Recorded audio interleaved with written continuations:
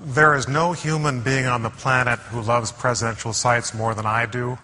I usually don't make flat statements, but I can make that with some confidence.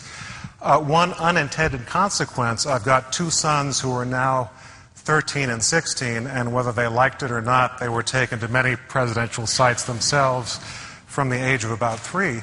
Our older boy, I took to Monticello when he was 5. We've taken both of them on a trip to various Lewis and Clark sites, not presidential. Some of them have been each summer, not because I need them to become historians, but because I'd love them to love what I love. And it has worked more or less, although they would tell you that sometimes when they hear me for the 99th time rhapsodizing about the excitement of presidential sites, they're not entirely persuaded. And the look on their faces sort of reminds me of LBJ was once talking to a famous economist. I have to clean this up slightly, but only slightly, as one does with many of President Johnson's private conversations, and don't I know it.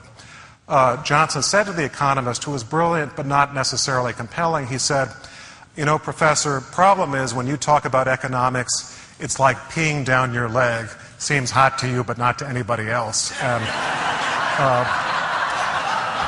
sometimes when I'm trying to tell my kids about presidential sites, I sort of figure that that's their attitude. But I'm doing my best, and I thank all of you for helping me do it.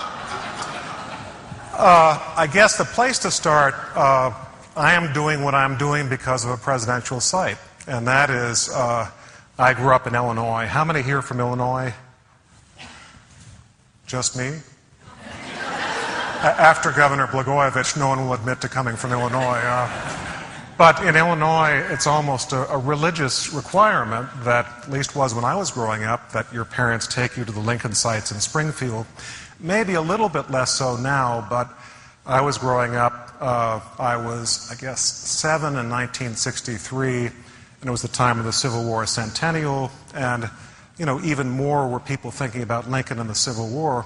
So my parents took me down to Springfield and took me to the Lincoln House, 8th and Jackson Streets in Springfield. And the thing I mainly remember is I was taken into the parlor, I and my little brother, who's 2 years younger. And the guide said, "Here's the chair in which President Lincoln read to his children." And I wish I could report to you that I asked him about Lincoln's views on civil liberties or something like that. But in fact, what I said was something a little bit more interesting to me at the time. "Sir, when Lincoln's boys were naughty, did he spank them?" And as I remember, the guide said with a disgusted look, "No, Lincoln didn't believe in discipline. He let those brats run wild through this house." And I heard that, and as soon as I heard that, Lincoln was the man for me. I began reading everything I could find on Lincoln, and there was a lot, and then began to read about other presidents, and so my children would roll their eyes at this too, but I wanted to write books about presidents since I was 10 years old, and that would not have happened if I had not had that experience at a presidential site.